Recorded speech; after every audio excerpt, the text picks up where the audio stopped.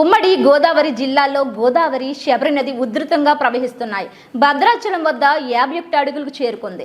చింతూరు శబరి నది వద్ద 42 అడుగులు చేరుకుంది. చింతూరు మండలం విఆర్పురం, కూనవరం, ఎట్టపాక మండలాలు జల దిగ్బంధంలో చిక్కుకున్నాయి. ఇదే అంశానికి సంబంధించి మరిన్ని అప్డేట్స్ మా ప్రతినిధి సత్య ఫోన్ లైన్ ద్వారా మరింత సమాచారం అందిస్తారు. సత్య, చెప్పండి, గోదావరి వరద ఉధృతంగా ప్రవహిస్తుంది, అక్కడ ఉన్న పూర్తి అప్డేట్స్ ఏంటి? బంగాళాఖాతంలో అల్పపీడన కారణంగా గత వారం రోజులుగా కురుస్తున్న ఎడతెరిపి లేని వర్షాలకు ఉమ్మడి గోదావరి జిల్లాల్లో గోదావరి శబరి నది బాగా ఉధృతంగా ప్రవహిస్తున్నాయండి. మధ్యాహ్నం 2 గంటల సమయంలో భద్రాచలం వద్ద 51 అడుగులుగా వరద నీరు నమోదైంది.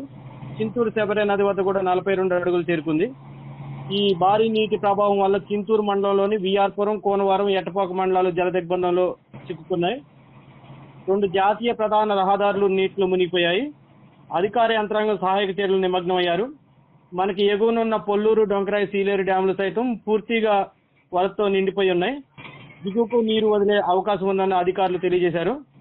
దాంతో ముప్పాంత ప్రజలు అప్రమత్తంగా ఉండాలని, పునరావాస కేంద్రాలకు తరలించాలని అల్లూరు జిల్లా కలెక్టర్ దినేష్ కుమార్ అధికారులకు